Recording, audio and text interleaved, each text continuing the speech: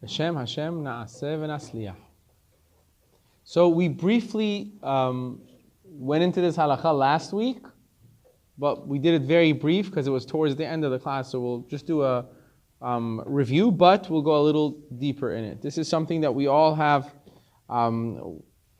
contact with, basically. We all need this halakha. הקם ממיטתו בבוקר, מותר לו מן הדין לגעת במלבושיו קודם נטילת ידיים שחרית. So now let's get into the depth of the scheduling, so to speak. The what we do exactly as soon as we wake up from our bed, and what we're supposed to do, what we're not supposed to do. Okay, when we get up from our bed. We already know that you have to do Netilat Yadayim in the morning when you wake up from sleep at night. Now, how severe is it? What are you allowed to do before you do it? What are you not allowed to do before you do Netilat Yadayim? So, when you wake up in the morning after a night's sleep, it is mutar, you are permitted to touch your clothing and wear your clothing before Netilat Yadayim. ולכן, מותר ללבוש בגדיו קודם שנוטל ידיו נטילת ידיים של שחרית. You're allowed to wear your clothing before you do the netilah of shacharit. ואין לחוש לרוח רעה שעל ידיו. And you don't have to worry about the ruach ra'ah that are on your hands. ובפרט יש להקל בבגדים הצריכים לו ביותר, especially clothing that you're actually going to need. Depending on what you sleep with at night, you can't be walking around, I can't wear my clothes right now. You can't be walking around with your undergarments because you're not going to touch your clothes. You definitely need to wear something if you're going to walk around, even in your own bedroom. It's not kavod of the Shekhinah, it's not respectful. And it's brought down in the Gemara, and that's what the poskim say. Especially if a person goes to sleep after chatzot. We said, if you remember, if a person goes to sleep after midnight, then that ruach ra'ah, that negative spirit that is on your hands and your body because of your sleep at night, because of you being 1/60th dead, that's not as bad as it would be if you go to sleep before midnight. Meaning, when you go to sleep after midnight, you have less of a problem. Therefore, especially if you went to sleep after midnight, then you definitely don't have to worry about the ruach ra'ah, and you should definitely wear your clothes. And especially, you're allowed to go to the bathroom. You could use the bathroom before Netilat Yadayim. Even if you slept before midnight, the night before, you're allowed to go to the bathroom, use the bathroom, come out, wear your clothes, and then afterwards go do Netilat Yadayim and make the bracha. Right? Now there are those that go according to Kabbalah. What is according to Kabbalah? Right? According to Kabbalah, there are those that leave a bucket. Thank you. They leave a bucket next to their bed with a Netila cup inside, filled with water already. So that when they wake up in the morning, they don't even have to walk. They literally get out of bed, wash their hands, Netilat Yadayim right next to their bed, dry their hands, no bracha of course. Right? This is in order to be able to touch your body, to walk, because Kabbalah you shouldn't walk too much without Netilat Yadayim. And then they go to the bathroom, use the bathroom. Upon coming out and getting dressed fully, then they do Netilat Yadayim with a bracha. That's according to Kabbalah.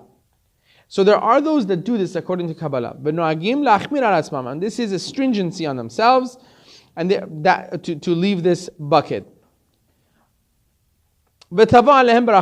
And they should be blessed. Those that have this minhag, to really put this bucket next to them, it's great, wonderful. However, you should know, obviously we said this before, you shouldn't leave this bucket of water underneath your bed where you sleep. Because we said when you sleep underneath your bed, there is also ruach ra'ah when you're sleeping at night underneath you. That's a problem. You shouldn't put the bucket underneath your bed. It should be on the side. However, if you feel that you really need to use the bathroom, you shouldn't wait to do Netilat Yadayim and then go to the bathroom. If you need to go to the bathroom, you need to go to the bathroom. It's asur, that's the oraita. It is asur to hold yourself when you need to go to the bathroom. That's physically harming yourself. So when it comes to harming yourself physically, there's nothing that comes in between that. You need to first go to the bathroom, come out, and then do natilat yadayim.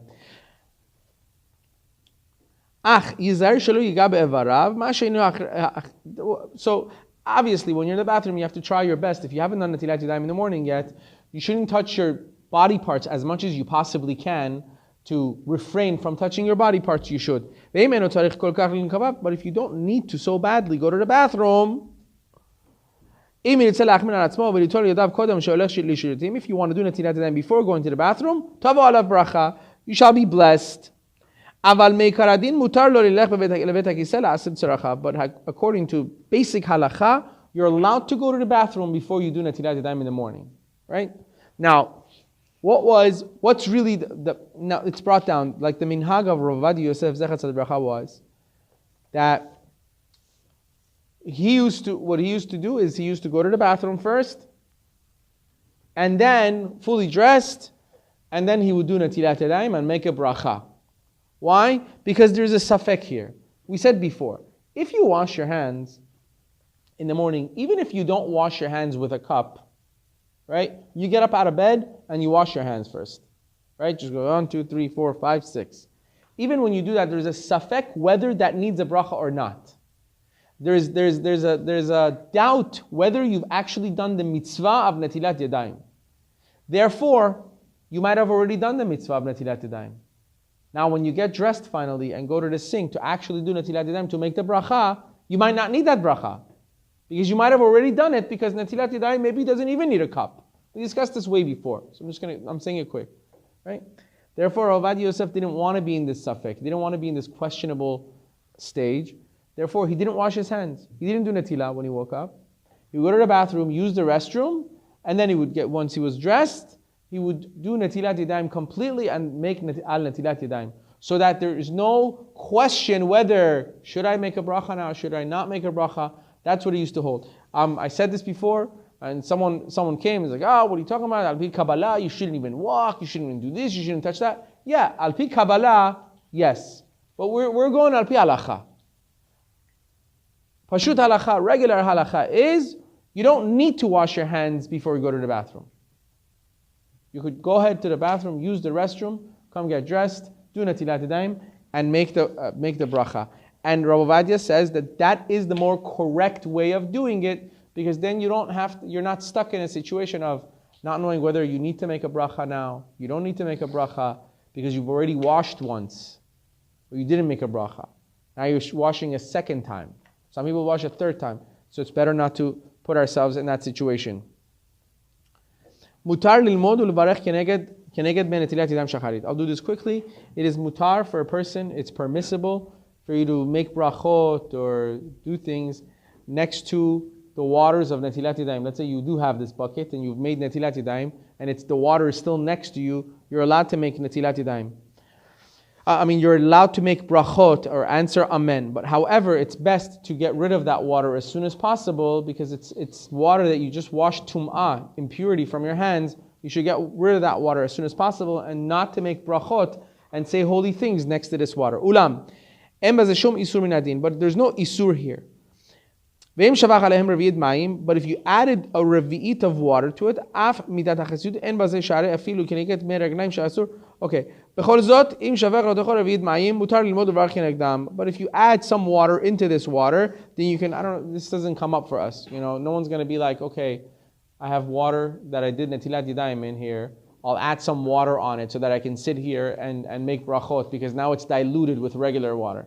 Just pour out the water and get it over with. You don't have to play games. Kol sheken. Okay. So now, these are the things that need netilat yadayim. What are the instances that a person needs to do netilat yadayim? What actions require netilat yadayim?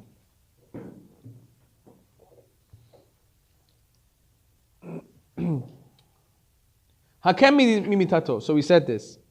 You wake up in the morning, after night sleep, you need netilat yadayim. Hayotze mi bet hakisem ubet habirchatz. If you come out of a bathroom or a bathhouse, you need Netilat Yadayim. But a bathhouse, you go to like a shower, right? If it's only a shower, then you don't need to do Netilat Yadayim if you just walk in there. You only do Netilat Yadayim if you've actually taken a shower and washed yourself. A person that cuts their nails, if you cut your nails, you need to do Netilat Yadayim afterwards.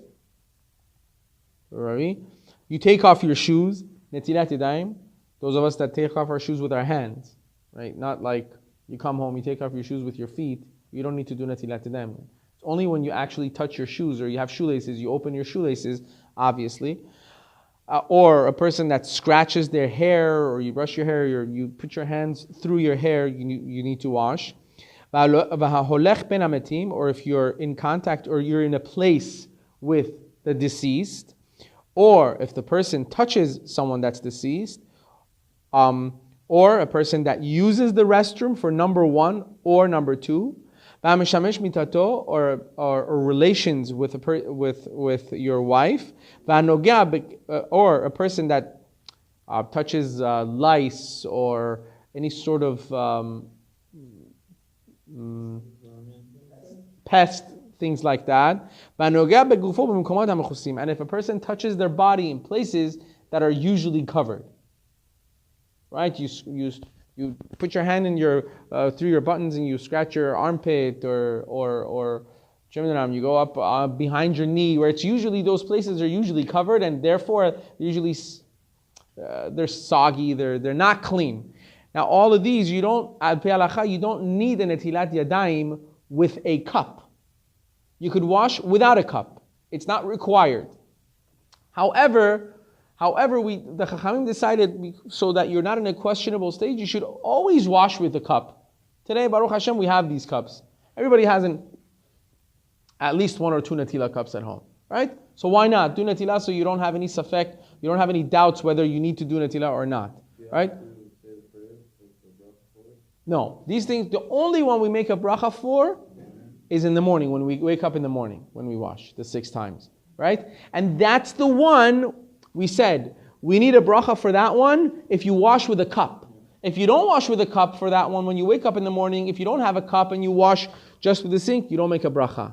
But when you wash with a cup, you make a bracha. That's why we always wash with a cup. But all the other ones, al pi halacha, you don't really need a cup. Orale?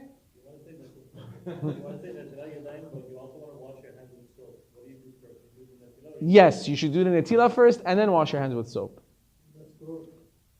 I'm sorry. People have come out of the bathroom and then touched the cup without washing their hands. Yeah, therefore you should wash your hands with soap afterwards, because that cup's dirty anyway. Oh man, that makes you not want to touch the cup to begin with. Well, now that you bring that up, I'm gonna. I don't. Yeah, or wear gloves. No, it's not a joke. Listen, I don't think you're doing Netila, and you do Netila, then you wash your hands with soap. What's the difference? That cup is not any dirtier than shaking hands of somebody that you just met in a meeting. Right? It just, germs are everywhere. If you're going to think like that, you might need a doctor. Is this a germ issue or? No, yes. So now he says, this is halacha, but a lot of these are minhagei nekiyut. You have to be clean, right? It's sanitary. Like when you go to the bathroom, you make number 1. Let's put a scenario like this. Bathrooms, when we go in a bathroom, we do Netilat Yadayim, because a bathroom that is a location that everybody goes to go to the bathroom, that room has ruach tum'ah in it. It has an impurity in it. Therefore, when you go into a bathroom, you come out, you have to wash, right? However, let's say a person is on a trip and they have to go in a field, right? They have to do number 1 in a field. Now, a field is not technically a bathroom, so there's no ruach tum'ah. So do you need to do Netilat Yadayim just because you went number 1? According to halacha, you don't need to, right? Because it's the room that is the bathroom, so to speak, causes the ruach tum'ah, because that's where everybody goes to the bathroom. Therefore, that room it's unclean and it has ruach hatum'ah. So if you're in an open space that's never used for the bathroom and you're just using it because you stopped in the middle of the road and you had to go, then technically speaking, you don't need netilat yadayim. You should wash for nekiyut, for cleanliness, but it's not a netila of ruach tum'ah that you would do for ruach tum'ah. That's where the nekiyut comes in. That's for cleanliness. What? Oh, asher yatzar for sure. Asher yatzar, whenever we use the bathroom, whether we can do netilat yadayim or not, as we mentioned before, you wake up in the middle of the night. Okay? You wake up and you need to go. You go. And let's say it's too much for you to wash your hands. Why? Because you might wake up, you're a little sissy, you're like, oh my God, it's too cold. If I wash my hands now, I won't fall back asleep, right? So you don't need to wash your hands. You wipe your hands on the pants that you should wash the next day. you wipe your hands with your sheets, don't tell nobody. And then you make asher yatzar. But you need to make asher yatzar for sure. For sure, asher yatzar. Anytime you use the bathroom, you make asher yatzar. I love making halacha so clear. Is this clear so far? Yeah? When you touch money, dollar bill, coin, Oh, money, they're dirty. So you should wash your hands with soap. That's for sure. But then it doesn't require netila. Things that require netila are things that also have a concept of tumah in them. The concept of tumah is, like, for instance, sweat has a concept of tumah attached to it. It's kind of like an impurity. They also say that sweat that comes out of a person's body is kind of like poisons that are coming out of the person's body. It does have some poisonous tendencies to it. Therefore, the Chachamim saw that you should wash after you touch places that are sweaty or dirty. But then, do you need a cup for those? You don't need a cup for those. But the minhag is that all Chachamim agree, today's day and age, there's no lack of Netila cups. Just wash with a Netila cup. However, you shouldn't worry that if you're a place you don't have a cup for these things, you don't technically need to use a cup. Right? You can just wash your hands under the sink, wash with soap, you're done. What you need a cup for is when you wake up in the morning, you need a cup in order to make a bracha. If you don't have a cup, you could wash without a cup, but you can't make the bracha now. Because the bracha goes hand in hand with the Netila cup. You just look like that, you're not confused. Cheers. Oh, hold on, he says cheers. Cheers. This is my second cup. This is my cheers cup. This is my tea cup.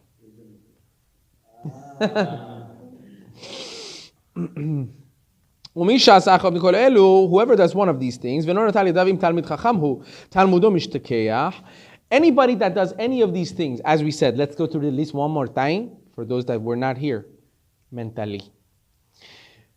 So, you wake up in the morning, or you come out of the bathroom or the bathhouse, or you cut your nails, or you took off your shoes with your hands, or you touched his feet, or you brushed your hair, or you touched your hair, or you scratched your head, or you, I think shaving would be a part of it, yes.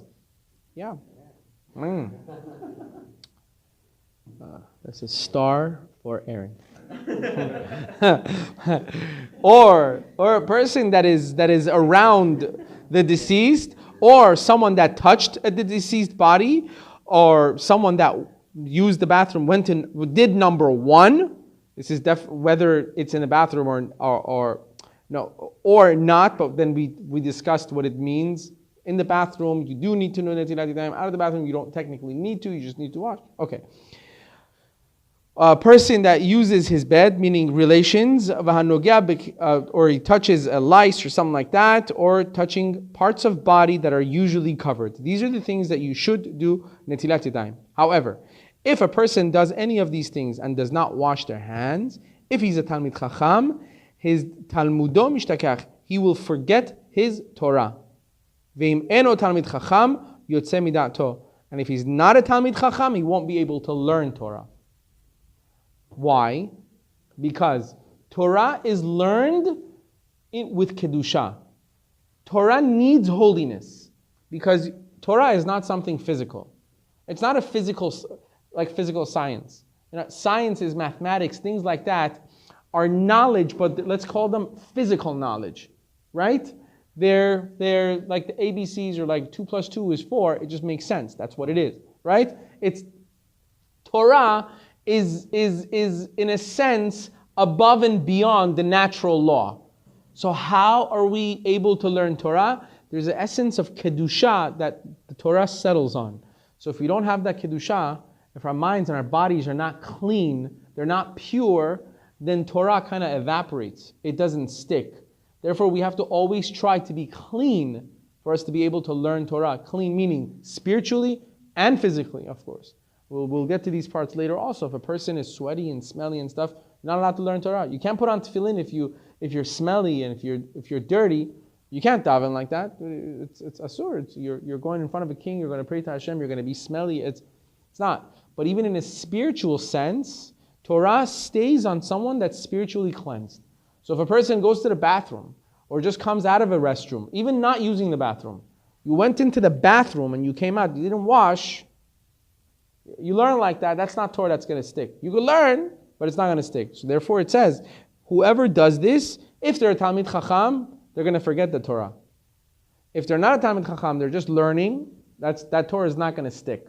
You're not going to have an easy time learning that Torah. Let's see. Okay, we said this.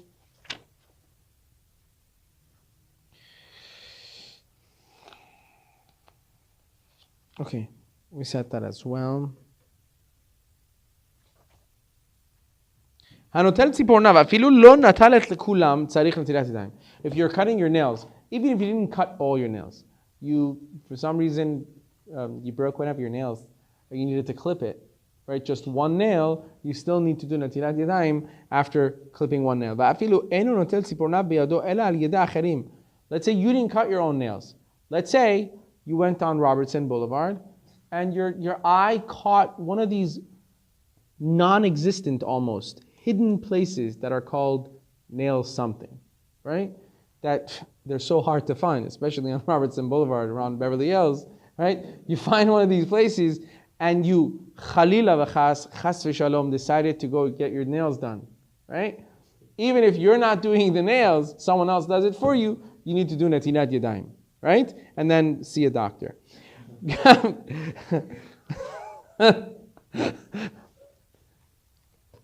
The second cup is really good. It's better than the teacup. How about getting a haircut? Yes. You gotta wash. Yes, it's going to be brought down. Now, obviously, it doesn't need to be mentioned. Even if you're cutting the nails of your feet, you have to do netilat yadayim. But, this is the interesting part. If you're cutting someone else's nails, you don't need netilah. However, you should definitely wash your hands with soap because there's a lot of germs. There's no difference whether you cut them with a device or you cut your nail with your finger. Let's say there was a nail hanging and you took it and you ripped it off, you still need netilat yadayim. You have to do netilat yadayim. Even if a half a nail, you cut half of your nail, I don't even want to know why you would cut half your nail.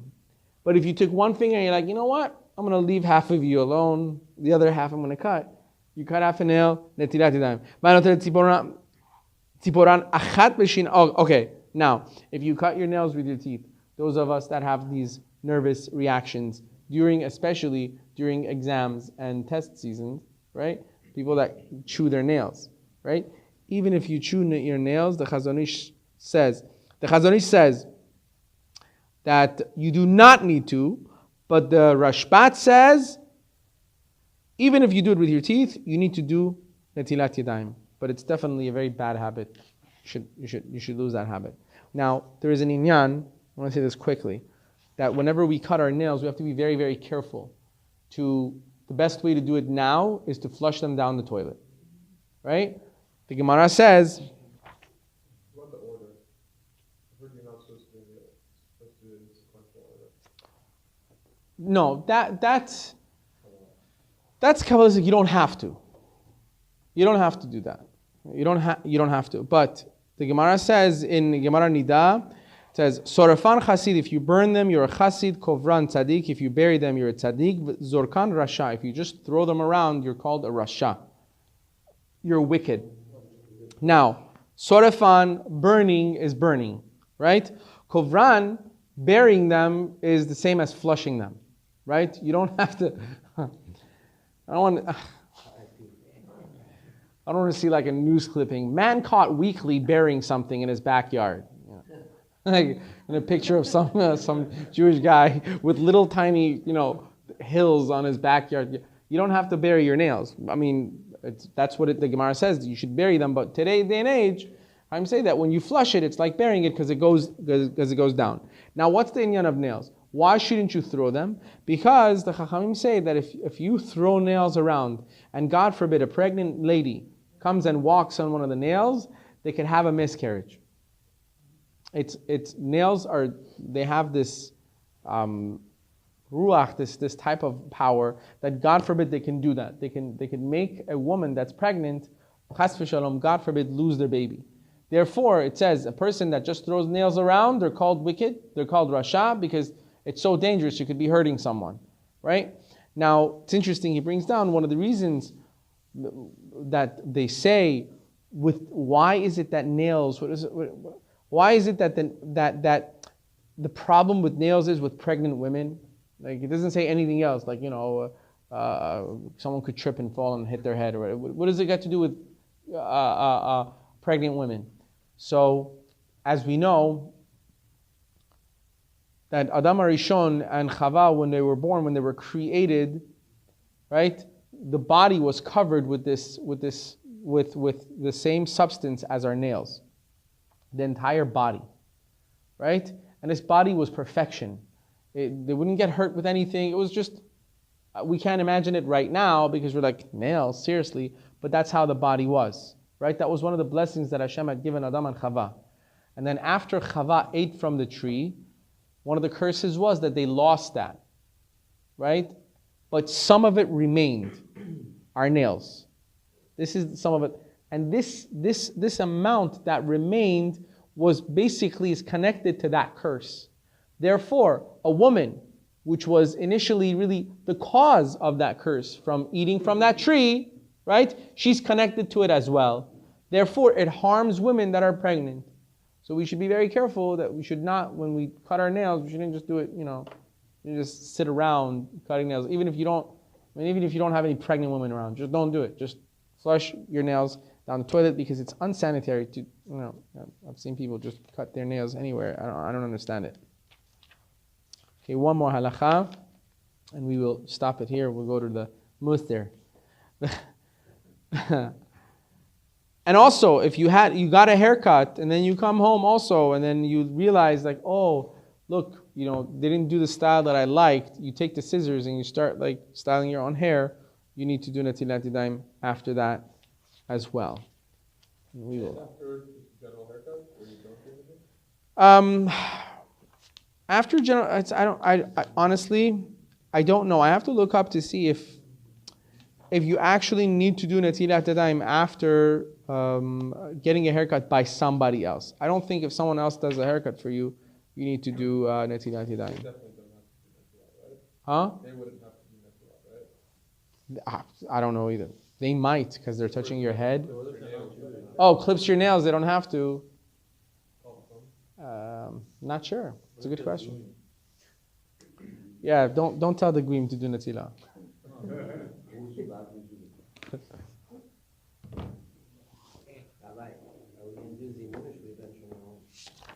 You can if you like.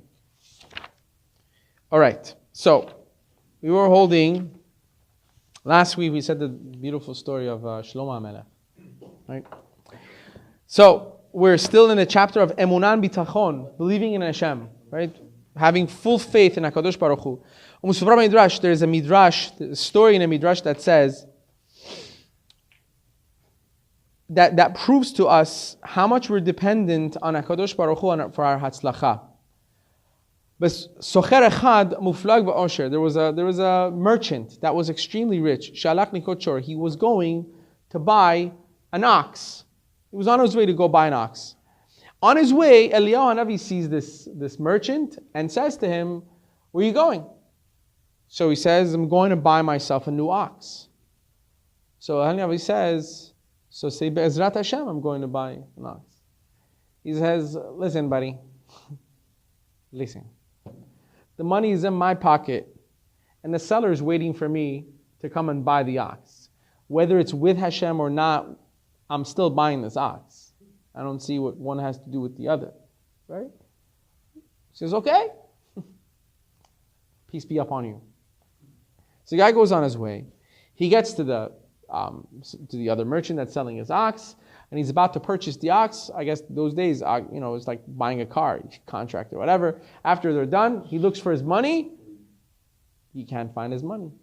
Money's lost. So the guy's like, I'm sorry, I have to come back tomorrow. I'll have money for you. I lost my money on the way.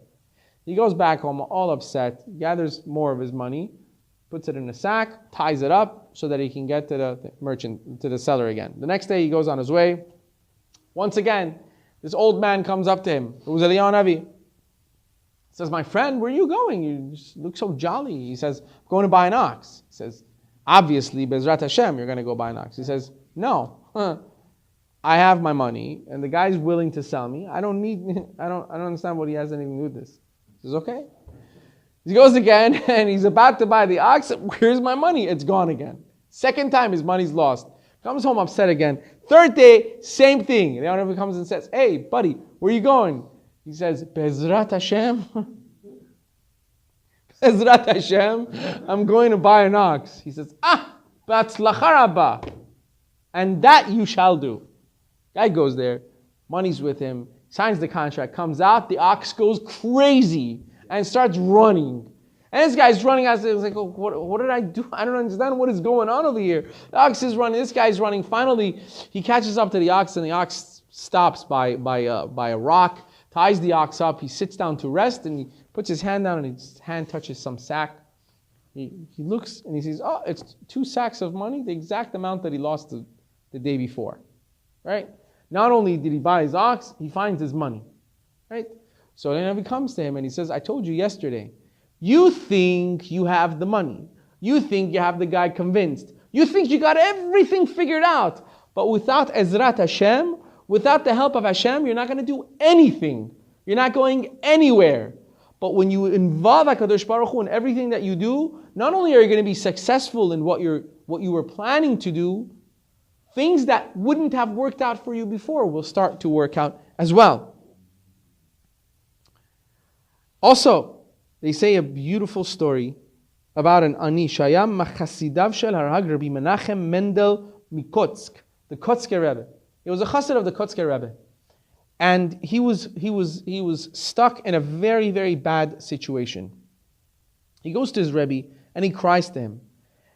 He needed monetary help, a lot of money, and he was stuck in a very bad situation. So he goes to the Kotzker Rebbe and he says, I don't know what to do.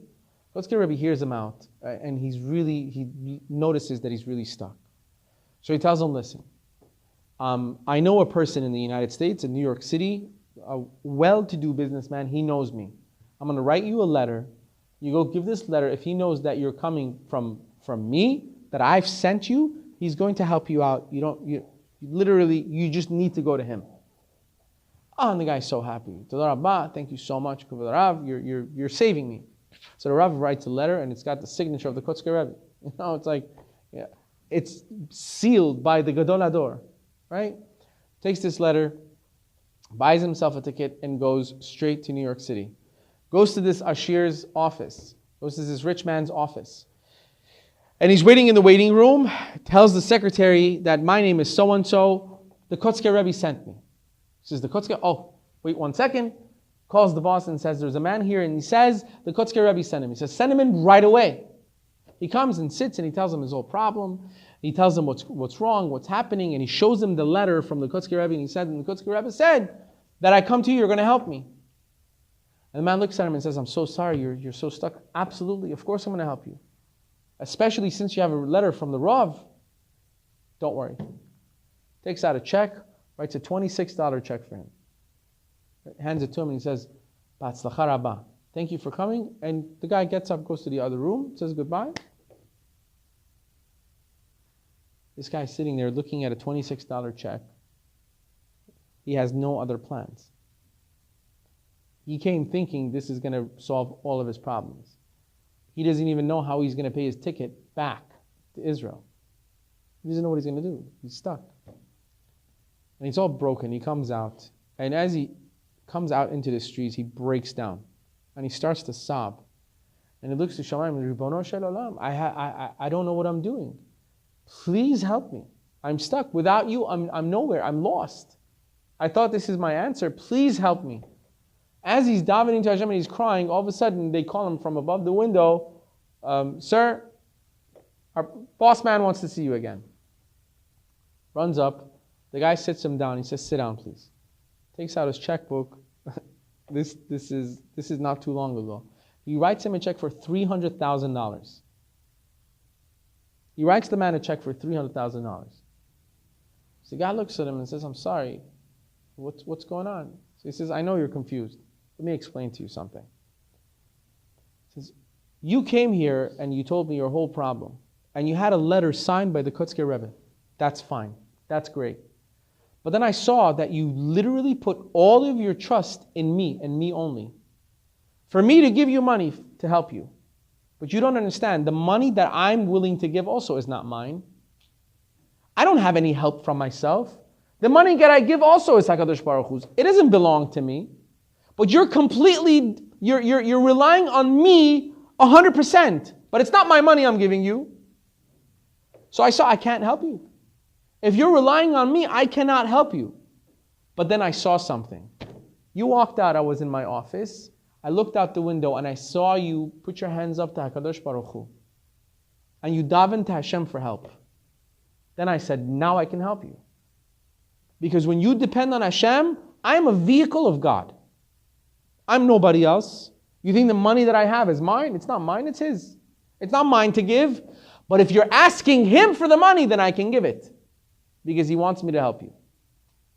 Right? So many times in our lives when we're stuck in a situation. And we knock on every single door we possibly can. We forget the main door. We forget to knock on the actual door that we need to knock on. HaKadosh Baruch Hu, our loving Father. That's the first door we have to knock on. Everything in life we have to do, it has to be Bezrat Hashem. And I have to add this part into it. A lot of times we're used to the words Bezrat Hashem. Right? It becomes Baruch Hashem. It becomes a part of our vocabulary, right? Either whether it's Persian, English, Hebrew, whichever language you use, Omid Khoda, God willing, Bezrat Hashem. But it's important once in a while to catch ourselves to actually say it. Not just routinely say it. Not to make it a part of our vocabulary just for it to be a part of our vocabulary. Actually mean it. When we want to do something in the morning, literally try it. Hey, where are you going? Bezrat Hashem, I'm going to work. Because without it, you're not. We don't go to work if HaKadosh Baruch Hu doesn't want us to. We won't go to school if God doesn't want us to. We won't be able to lift a finger, as we said before, if Hashem doesn't want us to. So every time we think about it, we say it, we need to think about it. We shouldn't just say it because it's a part of our vocabulary. Like, Omid Khoda, God willing. Yeah, no. Actually mean it. You know why? Because if it doesn't happen, you're still happy. Because you really meant it. Bezrat Hashem. Which means what? If He wants it, it'll happen. If He doesn't want it, then it might not be good for me. Then that's fine also. We only get upset when we thought we're doing it. When you think you're handling everything, when it doesn't happen, you get disappointed in yourself. But then when you constantly believe that it's not up to you anyway, it's Bezrat Hashem, whatever Hashem wants, then even when it doesn't work out, you say, okay, then that's what Hashem wanted. Then Bezrat Hashem will always be happy. Baruch Adonai le'olam, amen ve'amen.